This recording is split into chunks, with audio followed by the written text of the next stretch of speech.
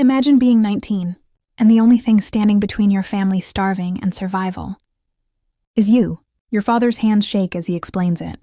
Your mother can't even look at you without crying. Your little brother keeps asking why you're packing your only good dress. And then they sell you, not to a cruel merchant, not to some distant pack lord. To him, the Alpha King everyone calls a monster. The one whose name makes warriors lower their eyes. The one whose castle is whispered to be built on fear and broken promises. You're dragged in chains of debt straight to his throne room, knees hitting cold stone, heart hammering so loud you're sure he can hear it. You expect cruelty. You expect to be used. You expect to disappear. But when those storm gray eyes finally meet yours, something shifts. Let's continue and know what happened. Chapter 1.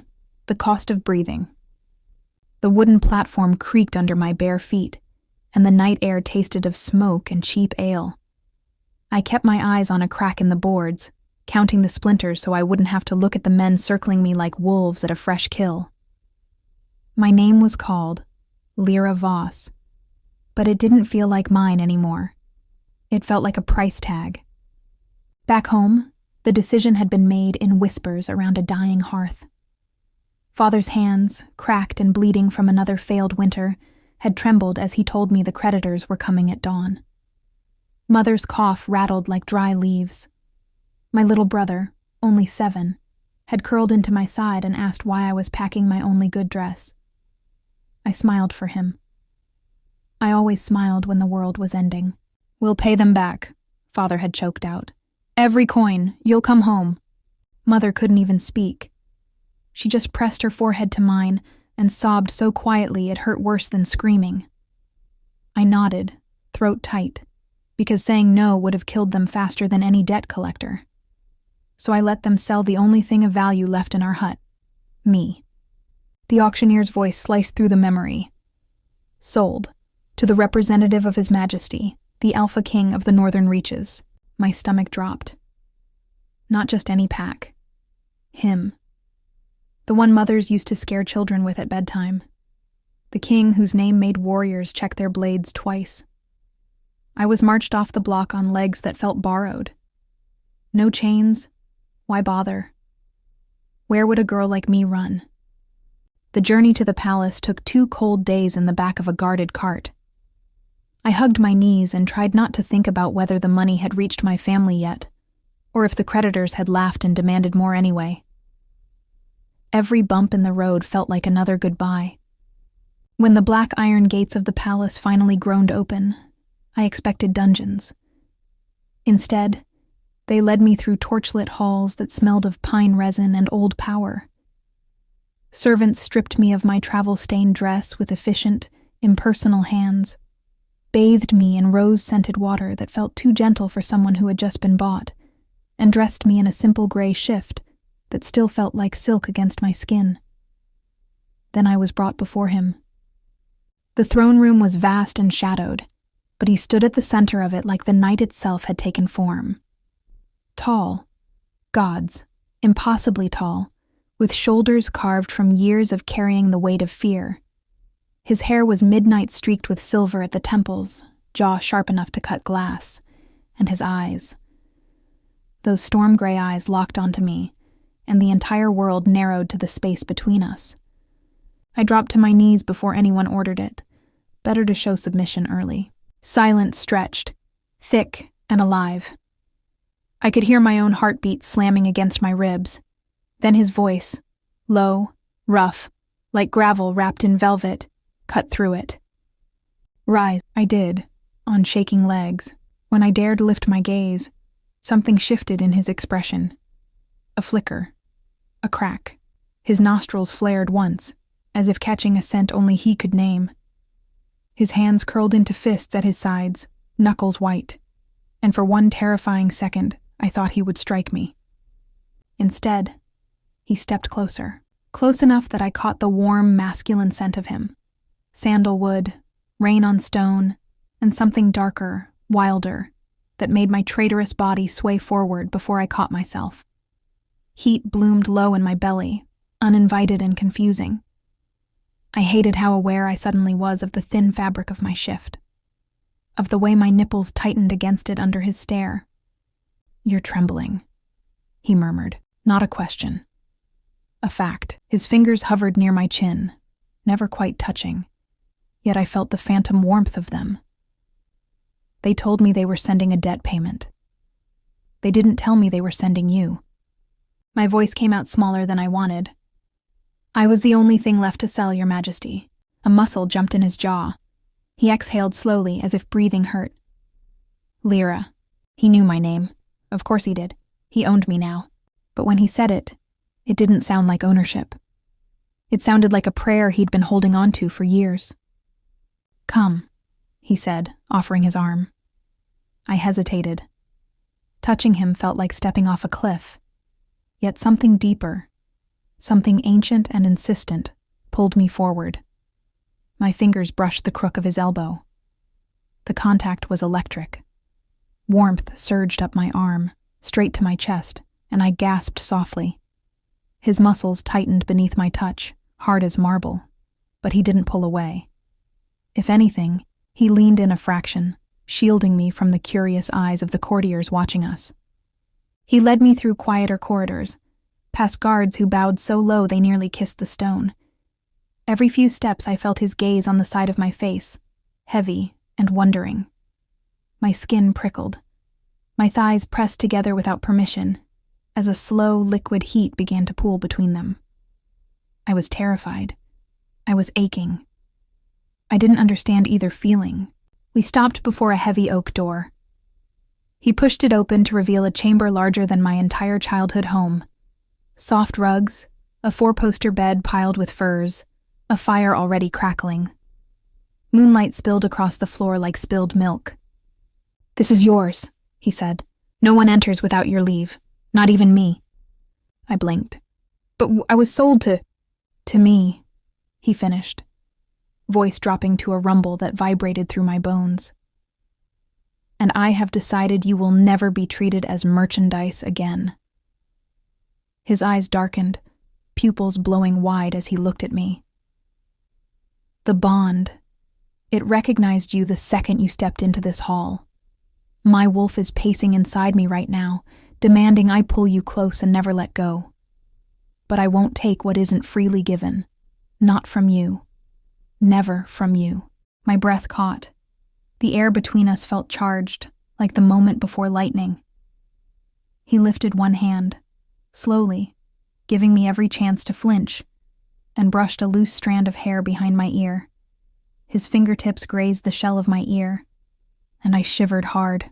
A tiny, involuntary sound escaped my throat. His gaze dropped to my lips for a heartbeat that lasted forever. You feel it too, he whispered, almost reverent. Don't you? I wanted to lie. I wanted to scream. Instead, I nodded, cheeks burning. The truth was terrifying and beautiful all at once. Part of me already wanted to step into his chest, press my face to the steady thunder of his heart, and let the rest of the world disappear. He stepped back, jaw clenched like it cost him everything. Rest, little one. I'll have food sent. Tomorrow, we begin again. Not as buyer and bought, as something the moon herself chose. The door closed behind him with a soft click. I sank onto the edge of the bed, legs no longer willing to hold me. My family's faces swam before me. Father's broken promise, mother's silent tears, my brother's small hand in mine. Had the money even helped? Or were they still cold and hungry while I sat in silk and firelight? Guilt clawed at my throat. Yet beneath the guilt, something warmer flickered. A spark. The memory of his scent. His restraint. The way his voice had wrapped around my name like it was precious. I pressed my thighs together again, trying to ignore the slick heat that had gathered there, the way my breasts felt heavy and sensitive against the shift. I was sold to the most feared Alpha King, but when he looked at me, I hadn't felt fear. I had felt seen, and for the first time in my life, I wasn't sure I wanted to be let go. Chapter 2. Whispers in the Moonlight. I didn't sleep. Not really. The furs were too soft, the fire too steady, the silence too loud with everything unsaid. Every time I closed my eyes, I saw my mother's face, hollowed cheeks, eyes red from crying, and my father's trembling hands folding the few coins they'd received. Had it been enough? Or had the creditors taken the money and still demanded the house, the land, my brother's future? The questions looped like a noose, tightening with every breath. Dawn crept in, gray and reluctant. A soft knock announced a tray. Warm bread, honey, tea that smelled like chamomile and comfort. The servant girl who brought it kept her eyes down, curtsying so low she nearly disappeared. His Majesty said, "You may take your time, miss. He'll wait in the East Garden when you're ready. Kael." The name felt dangerous on my tongue, like tasting smoke. I dressed in the simple green gown left folded on the chair, soft wool, no corset, no finery that would make me feel like a doll. I braided my hair with shaking fingers and stepped out. The East Garden was walled in ivy and ancient stone, but open to the sky. Roses climbed everywhere, heavy with late blooms despite the chill. And there he was, Kael, standing beneath a willow whose branches trailed like silver threads in the morning light. He wore black, simple and unadorned, yet the way the fabric clung to his broad shoulders made my mouth go dry. He turned at the sound of my footsteps, and something raw flashed across his face before he schooled it into calm. Lira. My name again, spoken like a secret he cherished. He offered his hand. I hesitated only a second before placing mine in his. His palm was warm, calloused, steady. The contact sent a quiet shiver up my arm. Not fear, but awareness. Pure, aching awareness. We walked in silence at first. The path wound between flower beds and stone benches. Birds called softly overhead. Every few steps, his thumb brushed the back of my hand. Deliberate, gentle, like he was memorizing the texture of my skin. "You didn't sleep," he said quietly. "Not a question." I shook my head. "I keep thinking about them. My family. Wondering if the money helped at all." He stopped beneath the willow. The branches curtained us from the rest of the garden, creating a private world of dappled light and green shadow. He turned to face me fully, eyes searching mine. "I sent word last night. A trusted envoy. He'll report back soon, truthfully without embellishment. Whatever they need, it will be provided. Quietly. No strings. No reminder of the debt." My throat closed. "You didn't have to—" "I did." His voice was rough, almost fierce. "Because every tear you shed for them cuts me deeper than any blade ever could." He lifted my hand to his lips, pressing a slow, reverent kiss to my knuckles. The heat of his mouth lingered long after he lowered my hand. "You carry too much alone, little one. Let me share the weight." Tears burned behind my eyes. I blinked them back, but one escaped anyway, tracing a hot path down my cheek. Before I could wipe it away, his thumb caught it. Gentle, impossibly tender. He studied the tear on his skin like it was something precious, then brought it to his lips and tasted it. The gesture was so intimate, so unguarded, that my breath hitched. Heat flooded my cheeks, my chest, lower. My body responded without permission, nipples peeking against the wool, a soft ache blooming between my thighs. I pressed my legs together, mortified and mesmerized. He noticed. Of course he did. His pupils dilated, darkening the storm gray to near black. But he didn't crowd me. He simply stepped closer, close enough that I could feel the warmth radiating from his body, smell that intoxicating mix of sandalwood and wild forest. "Walk with me tonight?" he asked, voice low.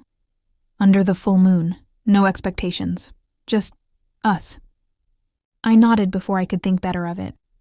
The day passed in quiet fragments, meals shared in the small solar overlooking the gardens, books he left for me on philosophy and pack history. He'd marked pages with notes in sharp, precise handwriting, a healer who checked my old bruises without asking how they got there. Every interaction felt deliberate, careful. He was giving me space to breathe, to exist, while slowly weaving himself into the fabric of my days. Night fell clear and cold. The moon rose fat and silver, bathing the palace in light that turned everything ethereal. A servant brought a heavy cloak lined with fur. Kael appeared at my door wearing his own, black wool sweeping the floor. He helped me into mine, his fingers brushing the nape of my neck as he fastened the clasp. The touch was electric, slow, lingering. I felt the heat of his breath against my ear, the faint tremor in his hands. "You're shivering," he murmured. "Not from cold," I whispered back. A low growl rumbled in his chest. Not anger, but hunger restrained. He offered his arm again. This time I took it without hesitation, pressing closer than necessary. His muscle flexed beneath my fingers, solid and warm. We walked the same garden path, but now moonlight silvered the roses, turned the willow into a cascade of liquid light. He led me to a stone bench beneath the oldest oak, its branches heavy with leaves that rustled like secrets. We sat, not touching at first, just breathing the same air. Then, slowly, he lifted his arm. An invitation. I slid beneath it without a word, tucking myself against his side. His cloak enveloped us both. His heartbeat thundered against my ear, strong, steady, a little too fast. Mine answered in kind, racing to match. For long minutes we simply existed like that. His hand came to rest on my waist, light, respectful. But when I shifted closer, pressing my cheek to his chest, his fingers tightened fractionally. Possessive, protective, reverent. "I was alone for so long," he said into my hair, voice barely above a whisper. "The throne, it isolates. People fear me, and I let them. It was safer. But you," he exhaled shakily. "You walked in, and the bond snapped into place like it had been waiting forever. My wolf knew you instantly, and the man is terrified he'll ruin this before it begins." I tilted my head up. Moonlight carved shadows across his face, highlighting the scar that ran along his jaw, the faint lines of weariness around his eyes. "You haven't ruined anything," I said softly. "You've given me more gentleness in 2 days than I've known in years." His gaze dropped to my lips. The air thickened, charged. Slowly, agonizingly slowly, he leaned down. Not to kiss me. Not yet. Just to rest his forehead against mine. Our breaths mingled, warm, sweet. His hand slid up to cup my cheek, thumb tracing the curve of my lower lip. "You have no idea," he breathed, "how badly I want to taste you right now." My core clenched at the words, raw, honest, laced with restraint. A soft whimper escaped me. His eyes flared gold for a heartbeat, wolf peeking through. But he pulled back just enough to break the spell, though his arm stayed locked around me. "Not tonight," he said, almost to himself. "You deserve to choose every step." We stayed like that until the moon began its descent, wrapped together, hearts sinking, the world reduced to the warmth between us. When we finally rose to return, a messenger waited at the garden gate. He bowed low, holding out a sealed letter. "From the southern border hamlet, Your Majesty." As requested, Kael took it, then handed it to me without opening it. "For your eyes first." My hands shook as I broke the seal. My mother's careful handwriting stared back. "Lira, my heart." The money arrived. More than we dreamed. The house is ours again. Creditors gone. Your brother eats every day now. We miss you more than breath, but we are safe. Thank you. We love you. Come home when you can. Mother. Tears came fast and hot. Relief crashed over me like a wave, followed immediately by guilt. How could I feel this safe, this wanted, while they'd suffered so long because of me? I didn't realize I was crying until Kael gently pulled me into his arms. He lifted me as if I weighed nothing, cradling me against his chest, and carried me back toward the palace. My face buried in his neck, tears soaking his shirt. He murmured against my hair the whole way, soft promises, Nonsense words, vows in a language older than speech. When we reached my chamber, he didn't set me down. Instead, he sank into the wide armchair by the fire, settling me across his lap like I belonged there. I curled into him, still trembling. His hand stroked slow circles on my back. "Cry it out, little one," he whispered. "I've got you. Always." His heartbeat under my ear was the steadiest thing in my world. And as the fire crackled and my sobs quieted, a new ache bloomed. Not pain, but longing. Deep, undeniable. For more of his touch, more of his voice, more of this impossible, beautiful man who refused to let me go. I tilted my head back, meeting his gaze.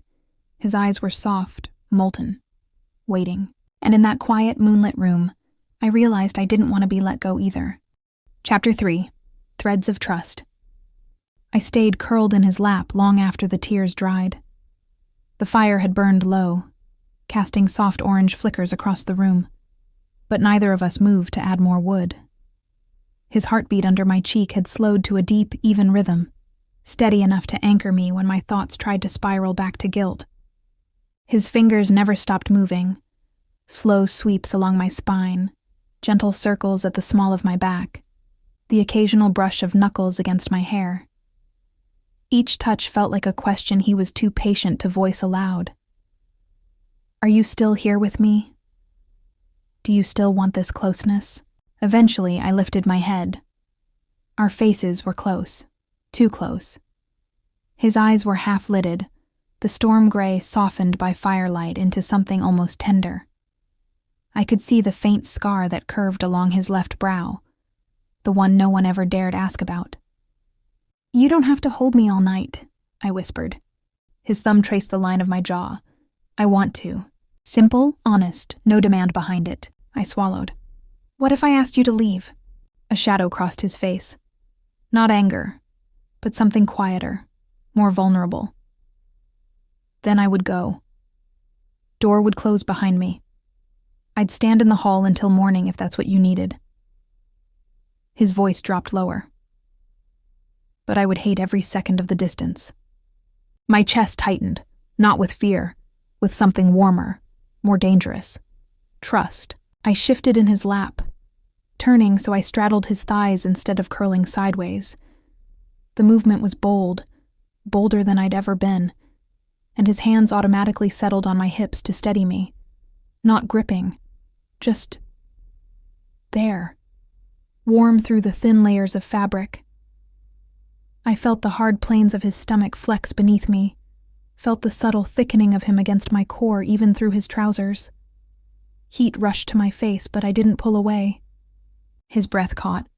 "Lira, I'm testing something," I said softly. One dark brow lifted, but he stayed perfectly still.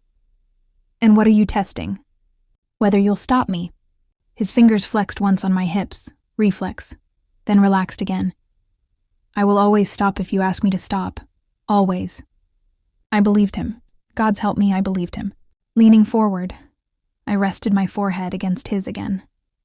Our noses brushed. I could feel the warmth of his exhale on my lips. My hands came up to frame his face, tentative at first, then firmer. The stubble on his jaw rasped under my palms. He closed his eyes, letting me explore, letting me lead. "Why do you wait?"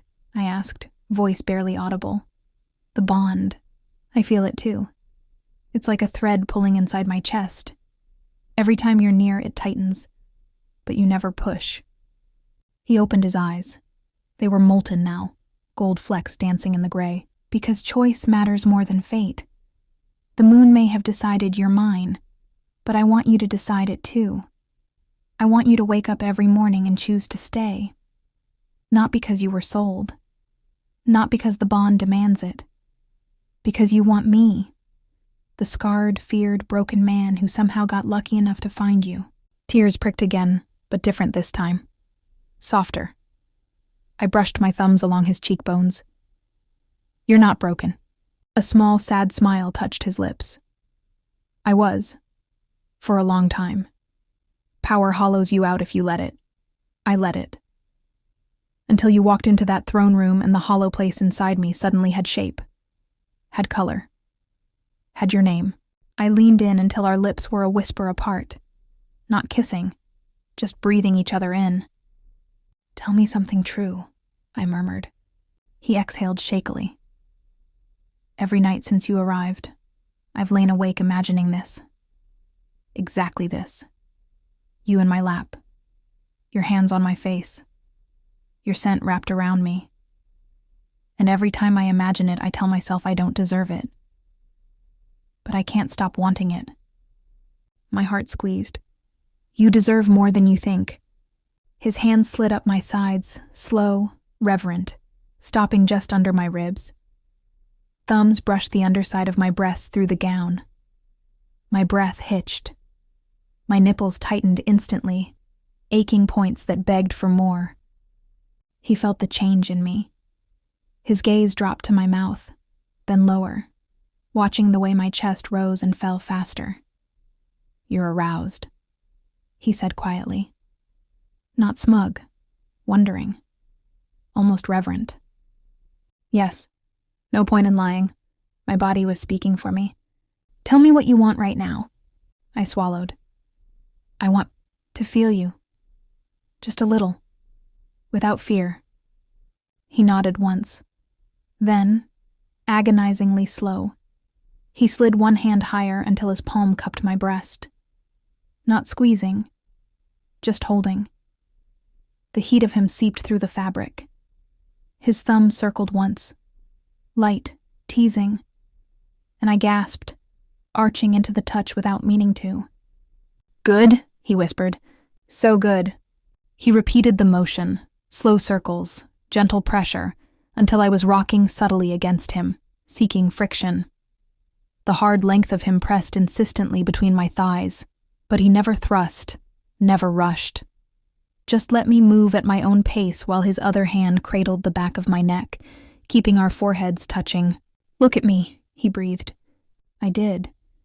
His eyes were pure gold now, wolf and man both watching me with naked hunger and deeper adoration. You're beautiful when you feel safe enough to want, he said. And I will wait forever for you to feel that way every day. A soft moan slipped from me.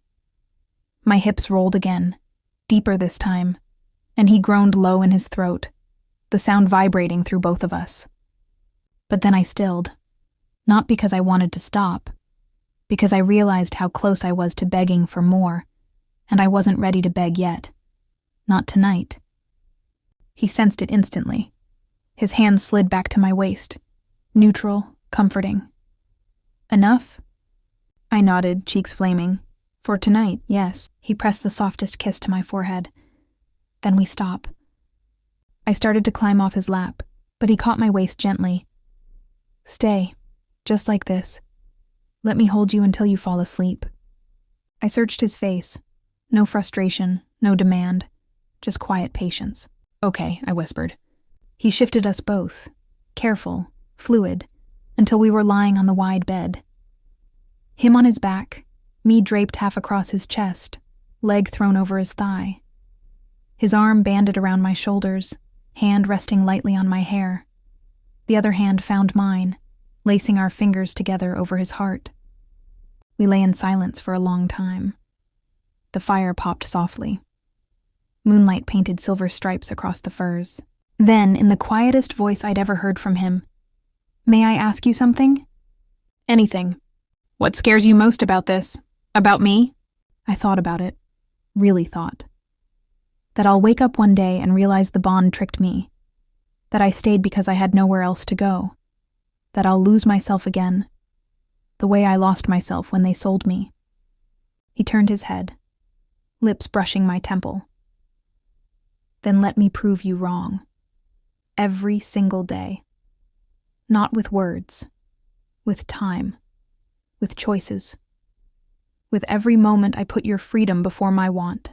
I close my eyes, letting his words sink deep. You already are. His arms tightened, just enough to remind me I was held, not trapped. Sleep came slowly, wrapped in his warmth, his scent, the steady drum of his heart beneath my ear.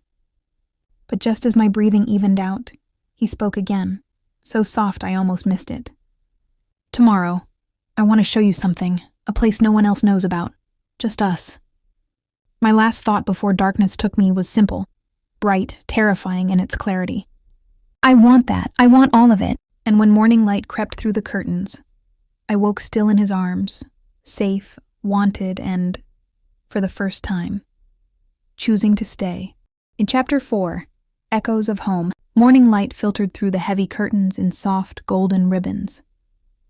I woke slowly, still draped across Kael's chest, one of his arms banded around my waist, the other hand resting loosely in my hair. His breathing was deep and even, sleeping, truly sleeping, for the first time since I'd arrived. The feared Alpha King looked almost boyish in repose, lashes dark against his cheeks, mouth slightly parted, the perpetual tension in his jaw finally eased. I didn't move right away. I simply listened to his heart. Strong, steady, mine now in ways I couldn't yet name.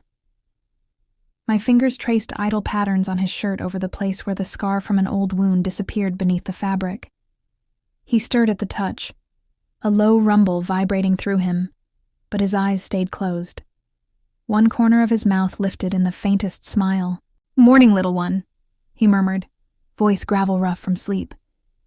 I pressed my lips to the hollow of his throat, just a brush, barely there.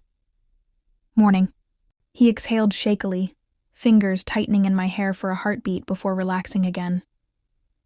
"You stayed." "I chose to," I whispered. His eyes opened then, storm gray and molten all at once. He cupped my face with both hands, thumbs stroking my cheekbones like I was made of something fragile and priceless. Before either of us could say more, a soft knock sounded at the door. Kael tensed instantly, protective instinct flaring, but he only called out in a low voice, "Enter." The same quiet servant girl from before slipped inside carrying a folded parchment sealed with plain wax. No royal crest, just a simple circle. She curtsied, eyes firmly on the floor. "From the southern hamlet, Your Majesty, as requested. The envoy asked that it be delivered directly." Kael nodded once. She placed the letter on the low table beside the bed and vanished as silently as she'd come. He didn't reach for it. Instead, he looked at me, waiting. My stomach twisted. "Open it?" He shook his head. "It's yours to read first, always." I sat up slowly, legs still tangled with his. He propped himself on one elbow, watching me with quiet intensity as I broke the seal. Mother's handwriting again, neater this time, less frantic. "Lira, the house stands. The fields are being tended. Someone sent seed and tools, said it was repayment for old kindnesses. We don't know who, but we suspect. Your brother asks for you every night. He drew this for you." A small folded scrap slipped out. A child's drawing in charcoal. A girl with long hair holding hands with a tall man in a crown, both smiling under a big moon. Beneath it, in wobbly letters, "Sis plus king friend. Come home soon?" Tears blurred the page before I could stop them. Kael sat up fully now, pulling me gently against his side. "Talk to me." "They're better," I managed. "Really better. Fields, food. But they still miss me, and My voice cracked. "I miss them too. And I hate that part of me is happy here while they're still healing from what I had to do." He pressed his lips to my temple, lingering there. "You didn't have to do anything. You chose to save them the only way you could.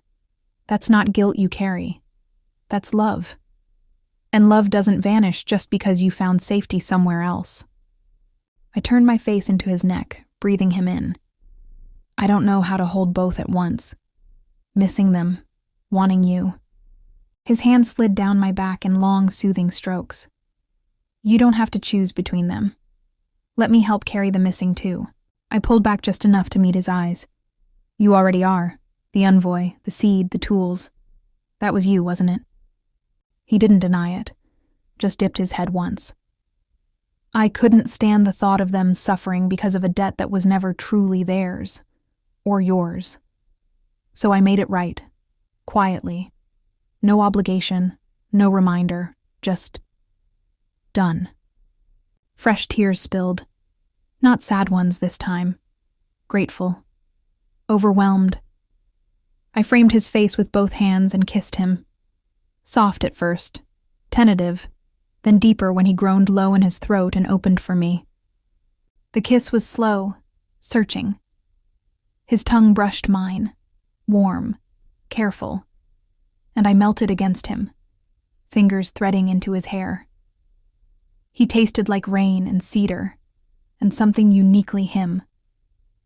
When we broke apart, both breathing hard, he rested his forehead against mine. "You undo me," he whispered. "Good," I breathed back, "because you're undoing me too." He shifted us carefully until I was lying back against the pillows, him braced above me on his forearms, close, but not crowding. His gaze roamed my face, then lower, tracing the rise and fall of my chest, the way the thin nightgown clung to my skin. "May I touch you?" he asked, voice rough with restraint. "Yes." His hand slid to my shoulder, fingers slipping beneath the strap of the gown. He eased it down slowly, agonizingly slowly, baring one shoulder, then the other. Cool air kissed my skin, followed immediately by the heat of his mouth. He pressed open-mouthed kisses along my collarbone, down the slope of my breast, stopping just above the neckline. I arched instinctively. "Kael, tell me if it's too much." "It's not enough," I confessed, half laughing, half moaning. A dark chuckle rumbled from him. Then his hands were at my waist, gathering the fabric, inching it higher until his palms rested on bare skin. My ribs, the dip of my waist, the soft curve of my hips. He massaged gently at first, thumbs sweeping in slow arcs, then firmer, kneading the tension I hadn't realized I still carried. Every stroke sent sparks straight to my core. I whimpered, thighs pressing together. He noticed. Gods, he always noticed, and shifted so one thick thigh slid between mine, giving me something solid to rock against. The pressure was perfect. I moved, tentative at first, then bolder, grinding slowly while his mouth returned to my neck, sucking gently at the sensitive spot beneath my ear. "You feel so good," he murmured against my skin. "So perfect. So mine, if you'll have me." "I want to be," I gasped. "I want—" He cut me off with another kiss, deeper this time, hungrier, while his hand slid up to cup my breast fully, thumb circling the tight peak. Pleasure arrowed through me, sharp and sweet. I cried out into his mouth, hips rolling harder against his thigh. He groaned, hips jerking once before he forced himself still. "Easy, love. Let me take care of you." His hand slipped lower, over my stomach, pausing at the edge of my underwear. He looked at me, waiting. I nodded frantically. Fingers dipped beneath the fabric, slow, reverent, finding me slick and aching. He circled my clit with the lightest touch, then firmer, watching my face the entire time like he was memorizing every gasp, every shudder. When I came, it was sudden and shattering, back arching, his name torn from my throat, waves of heat crashing through me until I was trembling, boneless, clinging to him. He held me through it, murmuring soft praises against my hair. "Beautiful, so beautiful. I've got you." When the aftershocks faded, he withdrew his hand carefully, bringing glistening fingers to his lips and tasting me with a low, reverent growl. The sight sent another afterpulse through me. I reached for him, wanting to return the favor, but he caught my wrist gently, kissing the inside of it. "Not yet," he said. "Today is for you, for feeling safe, for knowing I'll wait as long as you need." I pulled him down until he was lying half atop me, heavy and warm and grounding. "Stay," I whispered. "Just hold me." He did. We lay tangled together as the morning stretched into afternoon, talking quietly about small things. His favorite star constellation. My childhood dream of planting an herb garden that bloomed all year. The way the moon always felt like it was watching us both. Eventually I drifted toward sleep again, safe in his arms. But just as my eyes closed, he spoke, soft, almost hesitant. There's something else I want to show you tonight. A place I've kept secret. No guards, no eyes, just moonlight, and us. I smiled against his chest, already half dreaming. I can't wait, and as sleep claimed me, I realized something quiet and certain. Home wasn't just the hut in the south anymore. It was starting to feel like the space between his heartbeat and mine. Chapter 5, The Language of Touch. The afternoon slipped away in lazy golden hours. We didn't leave the bed, for a long time, only shifting enough to pull the covers higher when the room grew cooler. Kael kept me tucked against his side, one arm beneath my head like a pillow, the other hand resting low on my hip in a way that felt both protective and possessive without ever crossing into demand. Every so often his fingers would trace slow, absent patterns on my skin through the nightgown, circles, spirals, the faint outline of a star, each one sending tiny shivers through me. I turned my face into his chest and breathed him in. You said there was a place you wanted to show me tonight. He hummed low in his throat. There is, but only if you're ready to leave this room. I'm ready, I murmured. I want to see what you keep hidden. His lips brushed my forehead, then rest a little longer. We'll go when the moon rises. I must have dozed, safe, in the cocoon of his warmth, because when I opened my eyes again, the sky outside had deepened to indigo. Kael was already up, quietly moving around the chamber. He'd changed into dark trousers and a loose linen shirt, sleeves rolled to his elbows, revealing the corded strength of his forearms and the faint silver scars that told stories he'd never fully shared. He caught me watching and smiled, small, private, devastating. Hungry? A little. He brought a tray himself. No servants tonight. Simple things, ripe pears, soft cheese, dark bread, a flask of spiced wine. We ate sitting cross-legged on the rug by the low fire, sharing bites, laughing quietly when juice from a pear dripped down my chin and he leaned in to catch it with his thumb, then brought that thumb to his own lips. The gesture was casual, intimate, and it lit a slow burn low in my belly. When the moon cleared the horizon, full and luminous, he stood and offered his hand. Come. I took it. He led me through quiet corridors, past doors I'd never noticed, down a narrow spiral stair that smelled of moss and old stone. At the bottom was a small arched doorway half hidden behind ivy. He pushed it open. Beyond lay a hidden courtyard, no bigger than my childhood. Kitchen, walled on all sides by towering evergreens. Moonlight poured in unchecked, turning the moss-covered stones silver and making the single stone bench at the center gleam like pearl. A tiny fountain bubbled in one corner, its water catching starlight. No guards, no eyes, just silence and moonlight and us. It's beautiful, I breathed. I come here when the world feels too loud, he said quietly. No one else knows the way. Not even my beta. I stepped forward, bare feet silent on cool stone. He followed, stopping when I did, giving me space to take it in. I turned to him. Why bring me here now? Because I want you to have a place that's only ours. A place where the title, the crown, the fear, none of it exists. Just you. Just me. He swallowed. And because tonight, I need to tell you something. Something I've carried alone for too long. My heart squeezed. I took his hand and led him to the bench. We sat, thighs touching, his arm sliding around my shoulders. The night air was crisp, but his warmth kept the chill away. Speak, I said softly. He stared at the fountain for a long moment. The bond. It didn't just wake when you arrived. It's been waiting since I was a boy. I felt the pull years ago, faint, like a thread stretched across distance. I thought it was madness. I ignored it, buried it under duty, under rage, under the mask everyone expected. I became what they feared so I wouldn't have to feel the emptiness. He turned to me, eyes raw. Then you walked in, and the thread snapped taut. Every wall I'd built crumbled in seconds.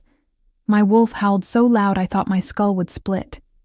But the man was terrified, because if fate gave me you, then fate could take you away, and I wouldn't survive it. Tears stung my eyes. I'm here. I know. His voice cracked.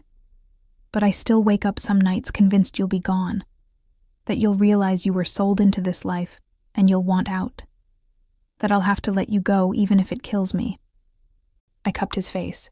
Look at me. He did, eyes glistening in the moonlight. I'm not leaving, I said. Not because of the bond. Not because I have nowhere else. Because I choose you. Every morning. Every night. Even when I'm scared. Even when I miss home. I choose the man who tastes my tears and waits for my yes. I choose the man who built secret gardens and sent seed to strangers just to ease my heart. A shudder ran through him. He closed his eyes, pressing his forehead to mine. Gods, Lira. I kissed him then. Slow, deep, pouring everything I felt into it. He groaned against my mouth, hands sliding to my waist, pulling me closer until I was straddling his lap on the stone bench. The hard length of him pressed against me through our clothes, hot and insistent. But he didn't grind, didn't rush. Just held me, kissed me, let me set the rhythm. I rocked against him once, slow, deliberate, and he hissed, fingers digging into my hips. Careful, love. You're unraveling me. Good, I whispered against his lips. I want to feel you unravel. His hand slid beneath the hem of my gown, palms gliding up my bare thighs, warm, reverent. When he reached the lace edge of my underthings, he paused, thumbs stroking the sensitive skin just inside my thighs. Tell me what you want, he breathed. Touch me, I said, like last time, but don't stop. He growled low, pleased, hungry, and slipped his fingers beneath the lace. Found me wet, swollen, aching. 2 fingers circled my clit with perfect pressure. Slow at first, then faster as my hips began to move.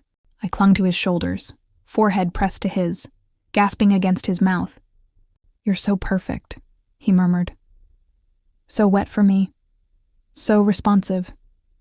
I could do this every night and never tire of watching you fall apart. I whimpered, rocking harder. His other hand cupped my breast through the gown, thumb brushing the peak in time with the circles below. Pleasure coiled tighter, hotter. Come for me, little one, he whispered. Let me feel you. I shattered, back arching, cry muffled against his neck, waves crashing through me until I was trembling, boneless, clinging to him.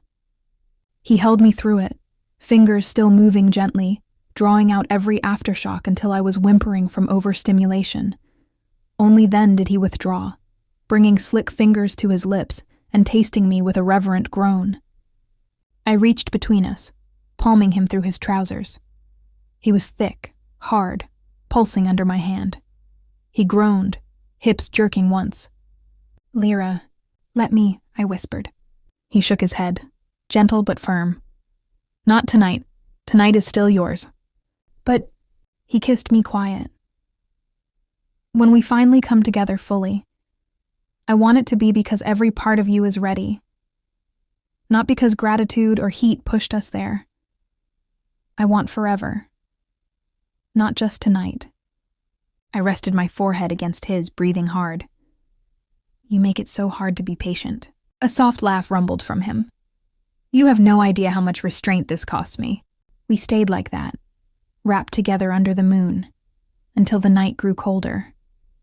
He carried me back inside, up the stairs, to our room. Undressed me slowly, reverently, kissing every inch of skin revealed, then slipped one of his shirts over my head. It dwarfed me, falling to mid-thigh, smelling of him. We slid under the covers. He pulled me close, chest to my back, arm around my waist, hand splayed protectively over my heart. As sleep tugged at me, I whispered into the dark. I want more tomorrow. His lips brushed the nape of my neck. Tomorrow, and every day after. But just as my breathing evened, a quiet fear slipped through me, not of him, but of how deeply I already needed him, how empty the world would feel without his heartbeat against my back. I turned in his arms, pressing my face to his throat. Promise me something. Anything. If I ever ask you to let me go, you'll do it. even if it breaks you." Silence stretched, long, heavy. Then, in the barest whisper, "I promise, but know this. If that day ever comes, it will end me.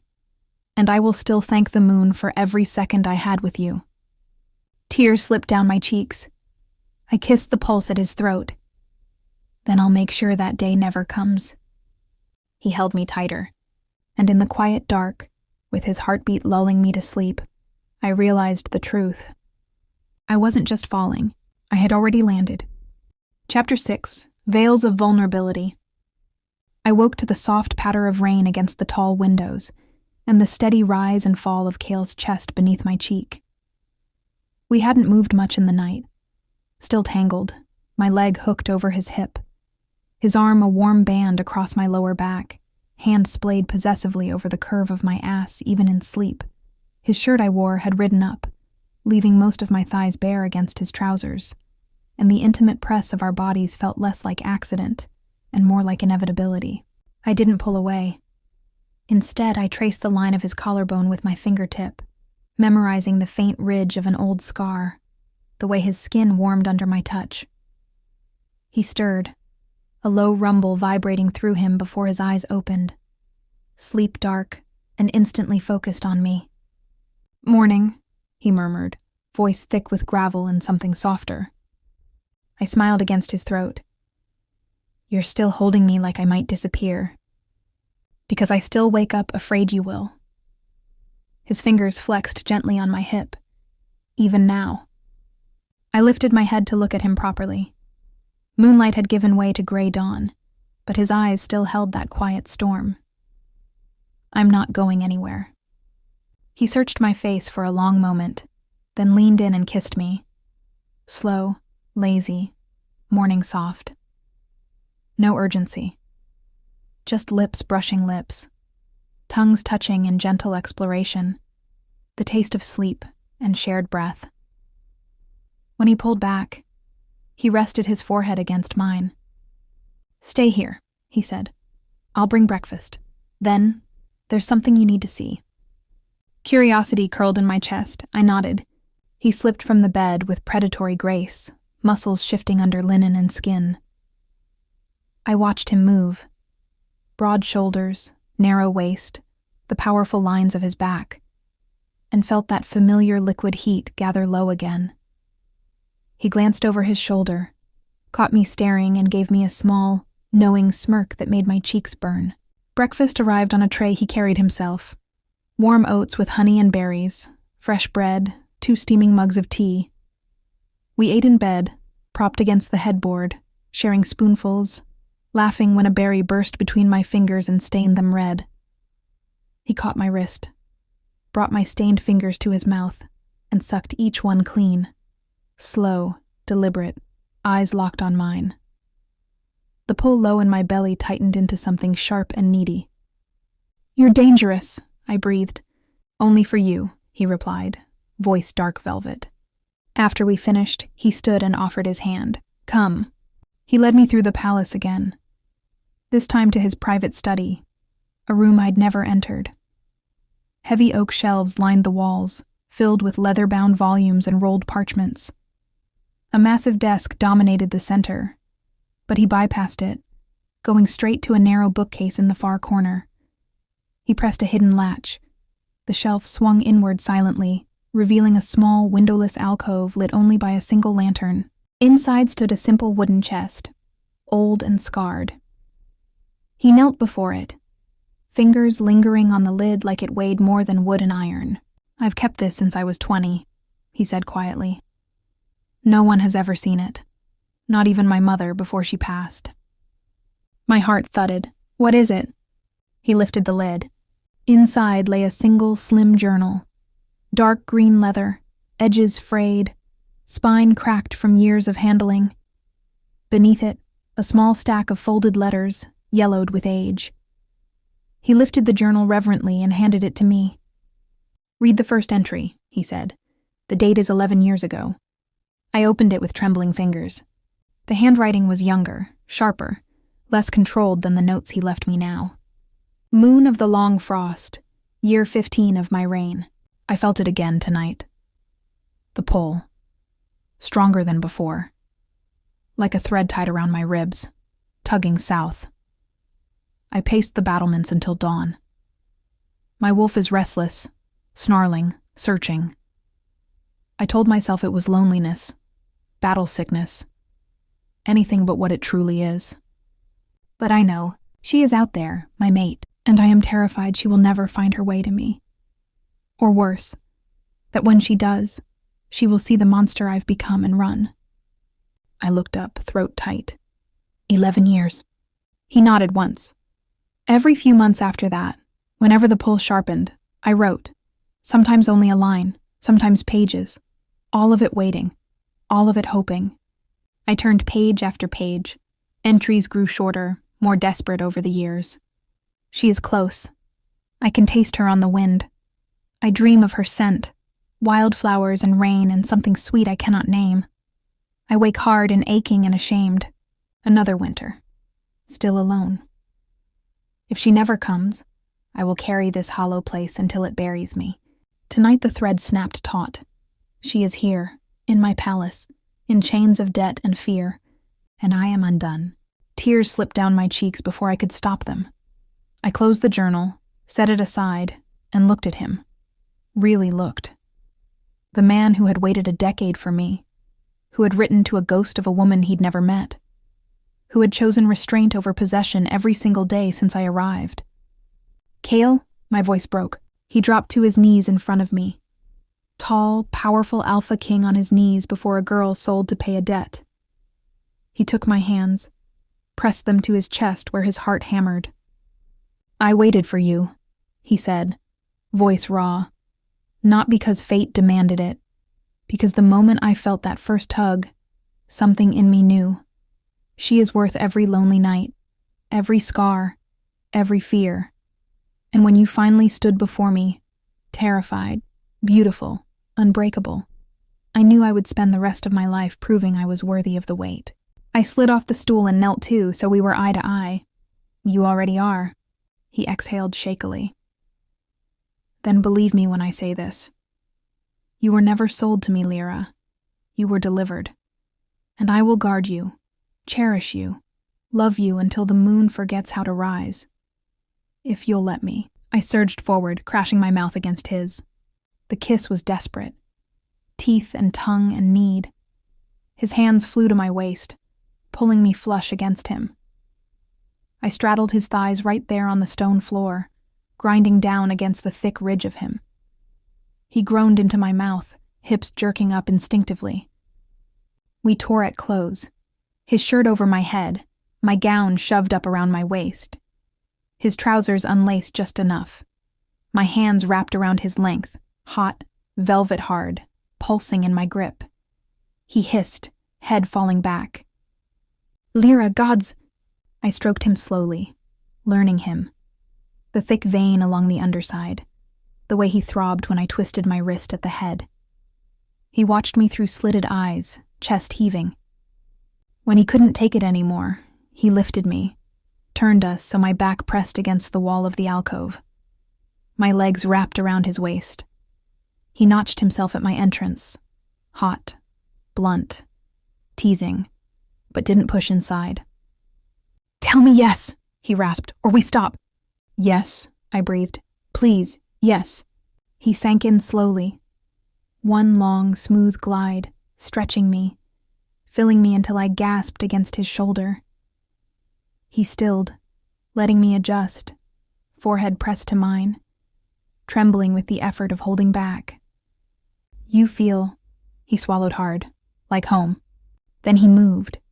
Slow rolls of his hips, deep and deliberate, hitting places inside me that made stars burst behind my eyes. I clung to him, nails digging into his shoulders, meeting every thrust with my own.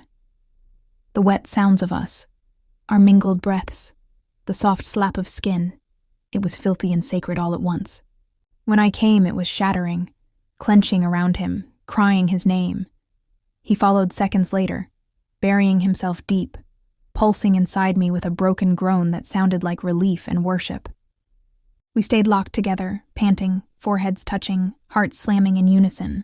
He kissed me softly, once, twice, then murmured against my lips, "I love you." The words landed like sunlight after endless winter. I smiled through tears. "I love you too."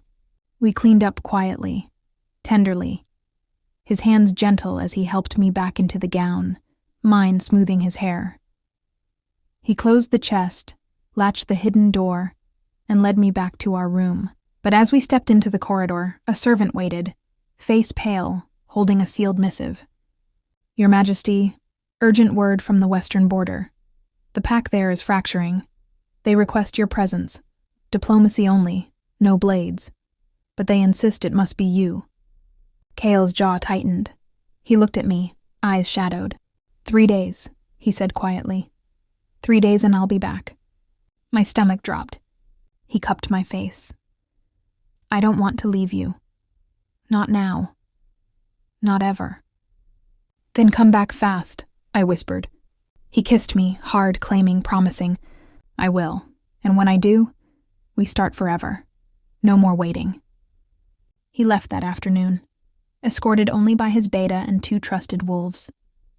I stood at the window, watching his horse disappear down the road, hand pressed to the glass. The palace felt suddenly vast, empty, and for the first time since I arrived, I understood exactly how deep he had carved himself into my soul. 3 days. I could survive 3 days, but gods, it already hurt. Chapter 7, Heart on the Edge. The palace without Kael was a hollow echo. Every corridor felt longer, every room colder. The servants moved with careful quiet, as if they understood the silence I carried was fragile. I spent the first day, wandering, touching the books he'd left open on the solar table, tracing the faint imprint of his thumb on the page margins, sitting in the hidden courtyard, until the rain soaked through my cloak. The fountain still bubbled indifferent. The stone bench still held the ghost of our weight, but without him pressed against me, it was just stone. Night 1. I wore his shirt to bed again, buried my face in the collar where his scent clung strongest. Cedar. Rain, warm skin, and tried to sleep. Instead, I replayed every moment. The way he'd knelt in the alcove, journal trembling in his hands. The broken sound of his voice when he said, "I love you." The slow, reverent stretch of him inside me, like he was afraid to break something sacred. My body ached for him in places I hadn't known could ache. I slipped my hand between my thighs, chasing the memory of his fingers, his mouth, his low growl against my ear. When release came, it was sharp and lonely. Tears followed. I cried myself to sleep hugging his pillow. Night 2. A courier arrived at dusk with a single folded note, sealed with his black wax sigil. "Lira, my heart." The talks drag, stubborn alphas and older grudges, no blades drawn, only words sharpened to points. "I think of you constantly. The way you smiled when I tasted the berry from your fingers. The sound you make when I first slide inside you. Soft, surprised, perfect. I count hours until I can hold you again. 3 days feels like 30. Yours always." I pressed the paper to my lips, then to my chest, right over my heart. The bond thrummed, faint, stretched thin by distance, but still there. A thin silver thread across miles. I whispered his name into the dark like a prayer. On the morning of the 3rd day, I woke before dawn, restless, skin too tight. I dressed in the simplest gown, soft gray wool, no corset, no pretense, and went to the library. Not to read, to feel close to him. His scent lingered on the shelves he favored. His precise handwriting marked the margins of half the philosophy volumes. I pulled one down at random, on choice and destiny. His note in the flyleaf dated years before I arrived. "If fate is real, why does it hurt so much to wait?" I closed the book, throat burning, sat on the window seat overlooking the rain-slick courtyard, and waited. He returned at twilight. I heard the gates first, iron groaning open, then hoofbeats on wet stone. Then voices low and tired. I ran, barefoot down corridors, skirts hiked, heart slamming against my ribs. Guards parted without a word when they saw my face. He was dismounting in the inner courtyard when I burst through the arched doorway. Rain-dark hair plastered to his forehead, cloak sodden, shoulders bowed with exhaustion. But the moment his eyes found mine, everything else vanished. I didn't slow. I launched myself at him. He caught me mid-stride, strong arms banding around my waist, lifting me off the ground, spinning once before setting my back against the nearest stone pillar. Rain dripped from his lashes onto my cheeks. I didn't care. I framed his face and kissed him like I'd been starving. He groaned into my mouth, deep, ragged, relieved. His hands roamed, one fisting in my hair, the other sliding down to grip my thigh, hitching my leg around his hip. The hard press of him against my core made me whimper. We kissed like the world was ending, teeth clashing, tongue stroking, desperate little sounds neither of us tried to hide. When we broke for air, foreheads pressed together, he rasped, "I missed you so fucking much." 3 days, I whispered, tears mixing with rain on my face. It felt like years. He kissed me again. Slower this time. Deeper. Then he lifted me fully, legs wrapped around his waist, and carried me through the palace without caring who saw. Servants averted eyes. Guards melted into shadows. We didn't stop until we reached our chamber. The door slammed shut. He pressed me against it, mouth on my throat, sucking hard enough to mark. I arched, fingers tearing at his wet cloak, his shirt. Fabric hit the floor in sodden heaps. Naked now, skin chilled from rain, heated from need, he carried me to the bed, laid me down like glass, stood at the edge and looked. "You're shaking," he said softly. "Not from cold." His gaze darkened. "Then let me warm you." He crawled over me, slow, deliberate, kissed every inch on the way down, collarbone, breasts, ribs, navel, murmuring against my skin. Beautiful. Mine. Perfect. When he reached the apex of my thighs, he paused, breath hot against me. "May I?" "Yes," I breathed. "Please." His tongue, slow, reverent circles around my clit, then long, flat licks that made my hips buck. Fingers slid inside, 2, then 3, curling just right while his mouth worked me higher.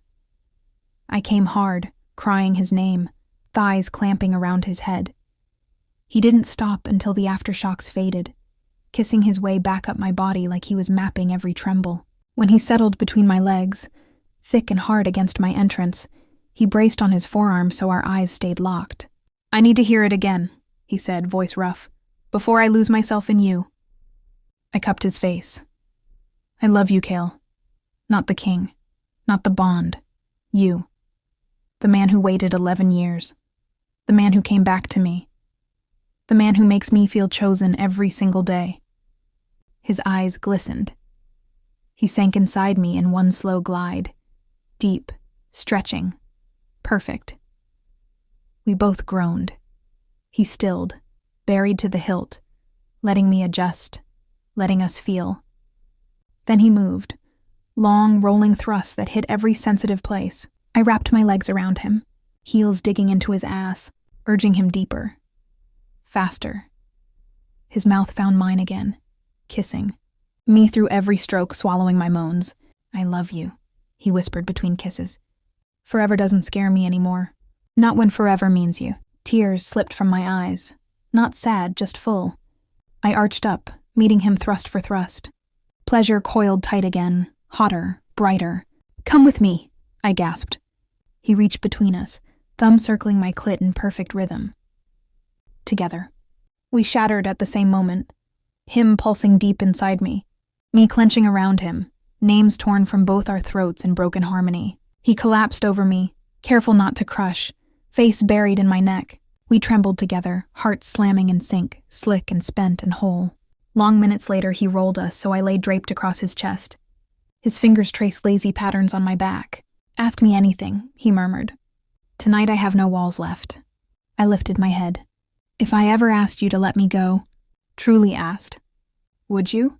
His arms tightened fractionally. Pain flickered across his face, raw, honest.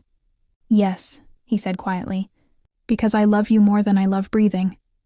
If staying ever stopped being your choice, if it ever started feeling like chains, I would open every door myself, even if it ripped my heart out, even if I never recovered. Tears welled again. I kissed him softly. "Then know this. I will never ask." He exhaled, shaky with relief. Pulled me closer. "Good, because losing you would end me. Lira, and I've only just started living. We lay like that, tangled, quiet, listening to rain tap the windows and each other's heartbeats slow. But as sleep began to pull at me, a small, quiet fear remained, not of him, but of how completely I now belonged to this feeling. To him. I pressed my lips to his collarbone. Promise me one more thing. Anything. Every time you leave, even for a day, come back and remind me I'm home. He tilted my chin up. Kiss me slow and deep. I promise, he whispered against my mouth. Every single time. And in the hush of rain and shared breath, I finally believed forever wasn't a wait. It was a gift. Chapter 8. Never Let Go. Rain still tapped the windows like impatient fingers when I woke the next morning. Kael was already awake, propped on one elbow, watching me with that quiet, unguarded intensity that made my chest ache in the best way. His hair was sleep mussed, silver threads catching the weak dawn light, and the faint bruise I'd left on his collarbone from last night's desperation stood out against his skin like a secret signature. He didn't speak at first, just reached out and brushed a strand of hair from my cheek with the back of his knuckle. Slow, reverent, as if touching me was still something miraculous. You're here, I whispered, half surprised every time I opened my eyes and found him beside me. Always, he answered, voice low and rough from the night we'd spent wrapped in each other. I told you, 3 days was too long. I won't do that to us again unless the moon herself demands it.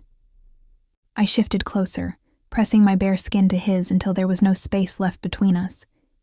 His arm slid around my waist, hand settling low on my back, fingers splaying wide like he needed to feel every inch of me to believe I was real.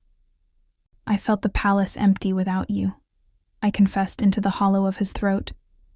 Every room echoed. Even the garden felt wrong. I kept waiting to hear your footsteps. His breath hitched. He rolled us so I lay beneath him, weight carefully braced on his forearms, hips settled between my thighs, the thick heat of him already stirring against me. But he didn't move to take. He just looked down at me, eyes tracing my face like he was memorizing it all over again. I felt it too, he said quietly.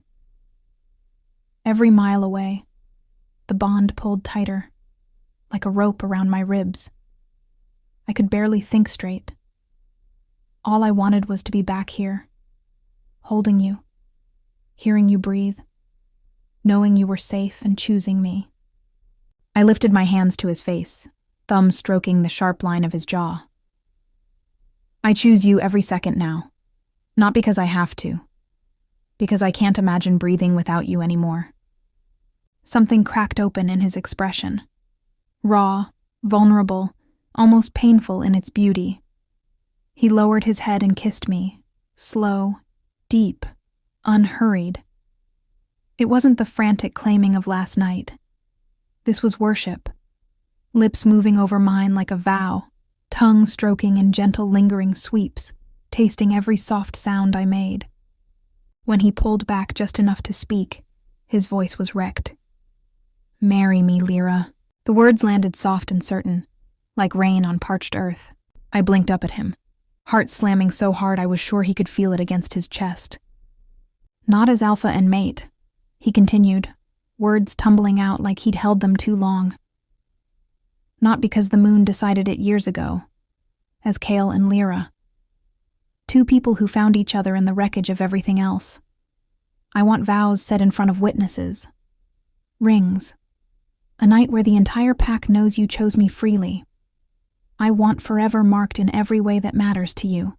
Tears slipped from the corners of my eyes, warm and silent. Yes, I breathed. Yes, Kael. 1,000 times yes. He exhaled like he'd been holding his breath for centuries. Then he kissed me again, deeper this time, hungrier, but still reverent. His hands roamed, sliding up my sides, cupping my breasts, thumbs circling the tight peaks, until I arched beneath him with a soft moan. He broke the kiss only to trail his mouth down my throat, sucking gently at the pulse point, then lower, open-mouthed kisses over my collarbone, between my breasts, down the center of my stomach. Every touch was deliberate, adoring. When he reached the apex of my thighs, he paused, looking up at me with eyes gone molten gold. "Let me love you properly this morning," he murmured. "Let me show you what forever feels like." I nodded, breathless. He parted me with gentle fingers, then lowered his head. Tongue. Slow, flat strokes along my folds, circling my clit with perfect pressure, then dipping inside to taste deeper. I threaded my fingers through his hair, hips lifting instinctively. He groaned against me, the vibration sending sparks through my core. When I came, it was quiet and shattering, back, bowing, thighs trembling around his head, his name a soft broken chant on my lips. He didn't stop until every aftershock faded, kissing his way back up my body like he was collecting every tremor. Then he settled between my legs again, thick and hard, but he didn't enter yet. He braced above me, forearms caging my head, and simply looked, eyes tracing every line of my face. "I love you," he said, voice steady despite the tremor in his arms. Not the idea of a mate, not the power of the bond. You, the girl who cried for her family in a cold auction hall. The woman who chose to stay even when she could have run. The soul who makes every scar I carry feel worth it. Fresh tears welled. I reached up, cupping his face. "I love you too. The man who waited 11 years without breaking. The king who knelt for a debt girl. The heart that promised to let me go if I ever asked, even though it would destroy you. I love every flawed, fierce, beautiful piece of you." He sank into me then, slow, deep, eyes never leaving mine. We moved together, long, rolling thrusts that built like a tide, every stroke drawing us closer, deeper. My legs wrapped around his waist. His hand slid between us, thumb circling my clit in time with his hips. We came together, quiet, intense, souls brushing as closely as bodies. He buried his face in my neck, shuddering through his release, whispering my name like a prayer over and over. I held him tight, nails lightly scoring his back, anchoring him as the waves receded. We stayed locked like that for long minutes, breathing each other in, hearts slowing in perfect sync. Eventually, he rolled to his side, pulling me against his chest. His fingers found mine, lacing them together over his heart. "When the rain stops," he murmured against my hair, "we'll walk to the hidden courtyard. Just us. I'll kneel again, properly this time, with a ring I've carried in my pocket since the day you arrived. And I'll ask you again, in the moonlight that first brought us together." I smiled into his skin, and I'll say yes again, and again, every day after. He pressed a kiss to my temple, soft, lingering. "You were never sold, my love. You were brought home." The words settled deep, healing every old wound. I closed my eyes, listening to the rain soften outside, feeling the steady beat of his heart beneath my palm. The palace no longer echoed. It hummed. Full of us, full of forever, and for the first time since the auction block, I felt completely, quietly, perfectly whole. If this story wrapped itself around your heart the way it did mine, if you felt the ache of Lira's tears on that auction block, the quiet terror of being sold like nothing, and then the slow, breathtaking unraveling when the most feared Alpha King looked at her like she was everything. If you smiled through the tears when he knelt, not as king, but as a man who'd waited 11 years and still chose to wait longer. If you're lying in bed right now, chest tight, replaying the way he whispered, "You were never sold, my love.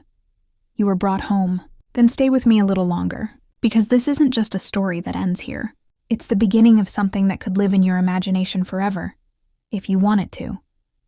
Drop a single emoji in the replies below that captures how this story left you feeling right now. Tell me one line, one moment, one feeling from any of the 8 episodes that hit you hardest. No pressure to be long, just raw and real. I read every single one.